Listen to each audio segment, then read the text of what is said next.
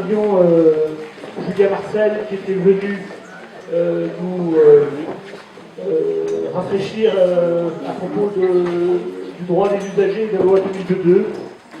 L'année dernière, nous avions M. Alain Devers qui était venu nous apporter son éclairage sur le processus de désinstitutionnalisation. Et donc aujourd'hui, nous accueillons M. Charles Gardot qui va se présenter, qui est anthropologue à l'origine, qui est professeur à l'Université de Lyon, et qui est l'auteur d'un livre qui s'appelle la Société inclusive, en fait, je crois que c'est le dernier, et qui va nous parler justement de cette question de l'inclusion.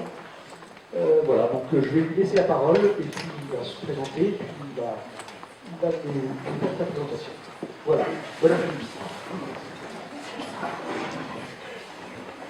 Merci beaucoup, monsieur le directeur, de nous recevoir. Merci à vous tous d'être là. Est-ce que vous m'entendez? Je ne sais pas si ça fonctionne bien. Non, ça fonctionne pas. Il faut se parler plus fort, peut-être. Plus près du micro. Est-ce que c'est comme ça? C'est mieux comme ça?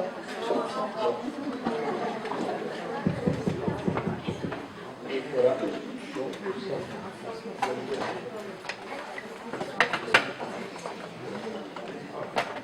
Voilà, est-ce que c'est mieux comme ça? C'est mieux? Voilà. Voilà, donc je disais merci, monsieur le directeur, de votre accueil. Merci Claire Rémy qui s'est occupée de faciliter ma venue jusqu'ici. On n'est pas quand même très très lointain, à Lyon jusqu'à chez vous. Donc, et merci à vous tous d'être là. Alors, le thème que l'on m'a confié, donc c'est peut-être trop fort cette fois-ci, ça fait des échos. On va y arriver, vous allez voir. Ça c'est bien. La thématique dont nous sommes convenus, c'est celle effectivement de ce qu'on appelle à l'échelle internationale le mouvement inclusif, la société inclusive. Vous l'avez dit, j'ai consacré un de mes derniers ouvrages à ces questions et j'ai donc plaisir à vous en faire part. Préalablement, non pas pour le mettre en avant, mais pour vous indiquer où mes propos prennent leur source, je retrace un tout petit peu mon itinéraire pour lui donner sens. Vous savez, vous avez dû l'expérimenter dans une vie, il y a des rencontres qui comptent, que ce soit des rencontres physiques ou des rencontres à travers les livres bibliographiques. Moi, à l'issue d'études en psychologie d'abord, philosophie ensuite, je me suis orienté vers la littérature et je suis devenu professeur de lettres. Et après cela, j'ai fait une rencontre dans bibliographique qui a beaucoup compté pour moi, c'est celle de l'ouvrage de Claude Lévi-Strauss, Triste tropique. Certains d'entre vous connaissent cette belle collection chez Plon qui s'appelle Terre humaine. Et dans cette collection Terre humaine, il y a là les cultures du monde qui sont présentées. Et évidemment, Claude Lévi-Strauss présentait cette culture du Brésil, ces Indiens Nombiquara et autres ethnies de l'Amazonie. Et du coup, moi, ça a déclenché chez moi le goût et l'envie de me lancer du côté de l'anthropologie. Je n'étais pas destiné préalablement par les disciplines que j'ai évoquées, mais j'y suis venu après. Et pourquoi? Parce que Lévi-Strauss, finalement, à quoi il s'est intéressé à travers ce livre? C'est-à-dire qu'y a-t-il à voir entre les cultures qu'il a étudiées et puis la question du handicap? Ce que montrait Claude Lévi-Strauss, c'est que nous étions, vous n'en serez pas étonnés, tous très ethnocentrés. Et qu'en fait, on avait énormément de mal à penser que des personnes qui étaient dans des actions différentes, des conceptions différentes, des visions de la vie différentes, étaient aussi civilisées que nous. Et que la civilisation, ce n'était pas l'absolu, c'était relatif. Et en fait, que faisait Lévi-Strauss? Il réhabilitait des personnes qui étaient considérées comme, on va dire, des moins que rien, des non-civilisés, des primitifs, des sauvages. Et ce travail de Lévi-Strauss, alors en plus, ce qui aime la littérature, c'est magnifiquement écrit, si bien qu'on avait presque songé à lui donner le prix Goncourt avec ce livre, mais on le réservait quand même aux écrivains. Eh bien, moi, a été un tournant pour moi, Finalement, qu'est-ce qu'il faisait ce livre-là? Il nous dotait d'un regard éloigné sur notre culture, nos façons de voir le monde et les autres. Et du coup, je me suis engagé vers l'anthropologie. Je suis alors parti vers des îles lointaines, peut-être que vous les connaissez parce que, non pas qu'elles soient très connues en elles-mêmes, mais que des personnages les ont rendues célèbres, c'est les îles Marquises. Les îles Marquises, où ont vécu Gauguin, vous le savez, il a terminé sa vie, et puis Jacques Brel également, lorsqu'il s'est su atteint d'une mauvaise maladie. Et je suis parti aux îles Marquises avec l'idée de faire de l'anthropologie culturelle. Essayer de comprendre comment cette civilisation des îles Marquises, vous voyez, vous le situez, c'est la Polynésie française, c'est à 7 degrés sous l'équateur, à peu près à la latitude des Galapagos, éloigné de toute région continentale, et comment cette culture maori des îles Marquises pouvait intégrer les visions françaises, puisque vous savez que la Polynésie est un territoire administré par la France, c'est un pays d'outre-mer associé à la République, comme la Nouvelle-Calédonie. Et donc j'ai essayé de comprendre comment ils pouvaient intégrer nos visions, notamment de l'école, parce que vous imaginez le décalage qu'il y avait entre ce qu'on propose ici et l'application là-bas. Bon, des enfants qui ont une autre vision de l'espace, sur des petits bouts d'îles au milieu d'un immense océan, etc. Et du coup, j'ai aussi je me suis confronté également à la question du handicap. Parce qu'aux îles Marquises, c'est 12 îles, 6 habités, 6 inhabitées, et vous avez des enfants, évidemment, qui présentent des déficiences motrices, mentales, sensorielles, cognitives, psychiques, et il n'y a pas de structure spécialisée. Il n'y en a pas. Donc, qu'est-ce qu'on fait naturellement pour ces enfants? C'est qu'ils vont dans des structures dites ordinaires. Même si vous voulez, on peut dire que c'est une qualité marquisienne, pas seulement, c'est une obligation, en ce qu'il n'y a pas de structure spécialisée. Vous en trouverez à Papeete, à Tahiti, sur l'île de Tahiti, mais pas aux Marquises. Donc ces enfants étaient là, intégrés dans la communauté humaine, et effectivement dans les activités des autres. Et quand je suis revenu, donc j'ai fait ma thèse sur ces questions-là, et quand je suis revenu en France, je me suis dit, il y a très peu de gens qui travaillent, à ma connaissance, sur la question des situations de handicap. Je ne parle pas de la maladie là, qui induit la situation, je parle bien de la situation de handicap. Et donc j'ai à ce moment-là consacré mes travaux anthropologiques aux situations de handicap. Et c'est ce qui m'amène aujourd'hui avec vous. Alors effectivement, comme je l'ai dit, je suis professeur à l'Université Lyon 2, j'ai aussi des enseignements à l'Institut de sciences politiques à Paris, dans le cadre de master, et maintenant, même si je n'ai pas lâché la question de l'anthropologie culturelle, la plupart de mes travaux, je les consacre à la question du handicap. Alors je vais essayer, il faudrait qu'on le fasse de manière assez tranquille et détendue, parce que c'est vrai que quand on reçoit un topo, comme vous qui êtes habitué à agir, à être dans l'action, ça peut être très rapidement fatigant, et vous me direz quand vous serez fatigué. Alors ce que je vous propose, c'est une première partie de réflexion, et puis ensuite qu'on puisse très tranquillement débattre. D'accord? Alors, pour poser cette question de la société inclusive, il faut d'abord, je crois, la situer dans un contexte international qui dépasse très largement notre propre pays. Vous savez, la tendance que nous avons, les Français, même si nous avons beaucoup de qualités, comme tous les peuples, et on a des défauts aussi, comme tous les peuples, c'est d'être quelquefois un peu franco-français, d'être un peu hexagonaux. Alors, il faut se dire, non, la planète est toute petite, il y a 245 pays au territoire, et on y trouve quand même des problématiques communes. Alors, sur la question de la contextualisation de cette question, je voudrais vous donner quelques repères avant d'amener vos concepts. Je vous en propose quelques-uns. Vous connaissez certainement le premier rapport mondial sur le handicap. On trouve tout sur Internet, vous le trouverez évidemment, vous entrez par premier rapport mondial sur le handicap. Ce premier rapport mondial sur le handicap, il a deux versants. Un versant quantitatif et un versant qualitatif. Ce n'est pas pour le plaisir de donner des chiffres, parce que les chiffres n'ont que la valeur qu'on leur confère. Mais c'est important, la donnée quantitative.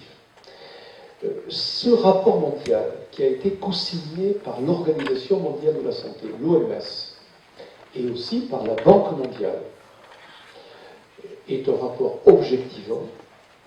C'est pour cela, c'est le premier rapport objectivant. Il n'y avait pas d'autre avant. Préalablement, vous deviez faire comme moi, on disait à peu près, comme vous estimez le nombre de personnes en situation de handicap, on disait 1 sur 10. Je parle, vous faisiez comme ça? Moi, j'avais coutume de faire comme ça. C'était une estimation. Là, c'est un rapport qui a travaillé sur les 4 dernières décennies, à partir de 1970-2010, et qui indique que sur 7 milliards d'habitants qui peuplent la planète, vous savez qu'on a franchi la barre de 7 milliards en 2012, eh bien, 1 milliard d'entre eux vivent une situation de handicap. 1 sur 7. Donc, ce n'est pas 10%, c'est 15%. Et je répète, ce n'est pas une estimation, c'est un rapport objectif.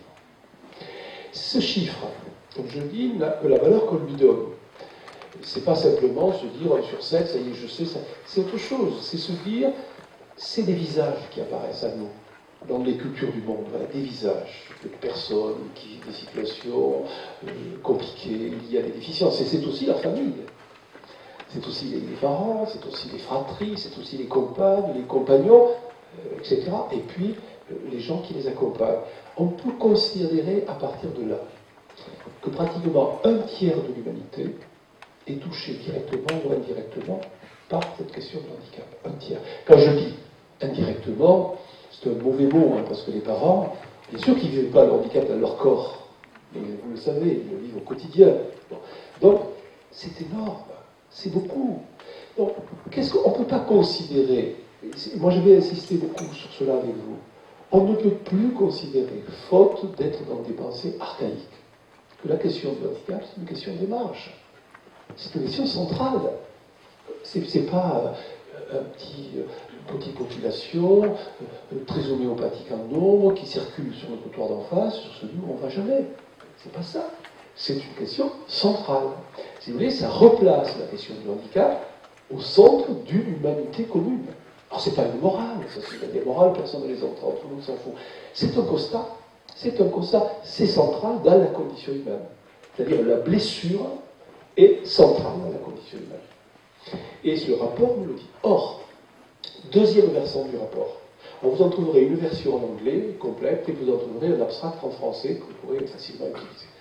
Deuxième versant du rapport, et des conclusions qui en ont été sorties, c'est que les personnes qui vivent une situation de handicap dans le monde, à des degrés divers, vous imaginez bien que ce n'est pas de la même manière en France ou dans les pays riches que ce qui se vit dans la Corne de l'Afrique. Vous imaginez bien, parce que les situations de pauvreté économique induisent des situations de vie plus compliquées. Mais globalement, le rapport montre que ce sont des personnes qui vivent des discriminations de tous ordres, qui se surajoutent à la difficulté.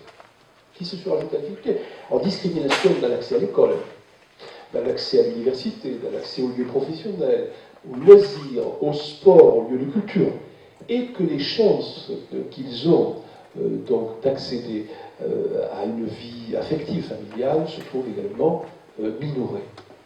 En bref, ce qui apparaît, c'est que les personnes en situation de handicap sont généralement prises dans une sorte de cercle, de cercle vicieux, handicap, pauvreté, maltraitance, discrimination. Je ne noircis pas le tableau. Quand on dit cela, d'aucuns, vous ne savez pas de cela parce que vous êtes vraiment au quotidien impliqué, mais d'aucuns disent, mais on noircit le tableau, on fait déjà beaucoup, comment ça se fait, etc. Il doit être pessimiste. Non, la question n'est pas là, ce n'est pas la question de pessimiste. La question est, et vous êtes comme moi, quand on veut traiter une question, on a deux façons, on peut passer au large de la question en disant, ça c'est trop dur, je ne veux pas le voir, ça n'existe pas. Alors, ça ne sert pas à grand-chose ici, à se protéger soi-même, soit on considère les réalités telles qu'elles sont. Et les réalités, elles sont là. Alors, cette réalité révélée par ce rapport objectivant qui a été rendu public à New York en juin 2011, eh bien, elle légitime pleinement un autre texte que vous connaissez, c'est la Convention internationale relative aux droits des personnes handicapées, qui a été adoptée par l'Assemblée générale des Nations Unies. Elle a été adoptée en 2006, je crois. Alors, elle a été adoptée en 2006 par l'Assemblée générale des Nations Unies.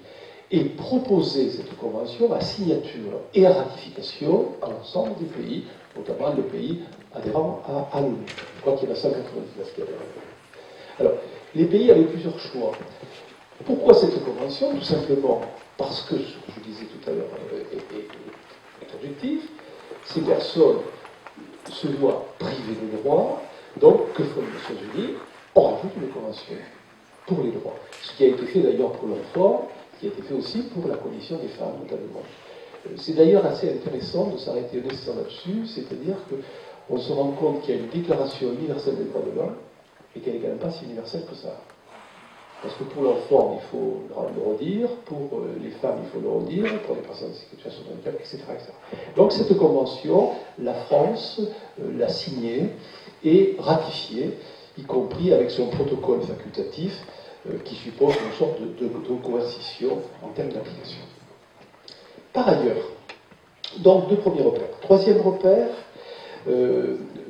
qui est d'ailleurs très intéressant en termes symboliques. Ban Ki-moon, vous savez, qui est secrétaire général de l'ONU, a convoqué, c'était en septembre 2013, ça fait 2 ans maintenant, il a convoqué une réunion toute spéciale à l'ONU pour donner une sorte de coup d'envoi, on pourrait dire que c'est un coup d'envoi historique, pour ce milliard de personnes dans le monde et évidemment leurs familles. Alors vous allez dire, mais on est devenu très humaniste tout d'un coup. C'est pas simplement cela. C'est que quand vous constatez que la population du monde, sur 7 milliards, il y a 1 milliard d'habitants, vous dites, est-ce qu'on a les moyens de laisser 1 milliard d'habitants sur le côté, sur le bord de la route? Même en termes de coûts économiques. C'est ce qui s'est passé après les guerres qu'a vécu le triste XXe siècle. Vous savez, ce qu'on appelait les gueules cassées. D'ailleurs, ce n'était pas que les gueules qui étaient cassées, c'était plus que ça. Il fallait bien les... Vous savez, c'est toutes les lois du retour, réinsertion, retour à l'emploi, parce que l'économie ne pouvait pas supporter autant de gens qui étaient improductifs. Donc,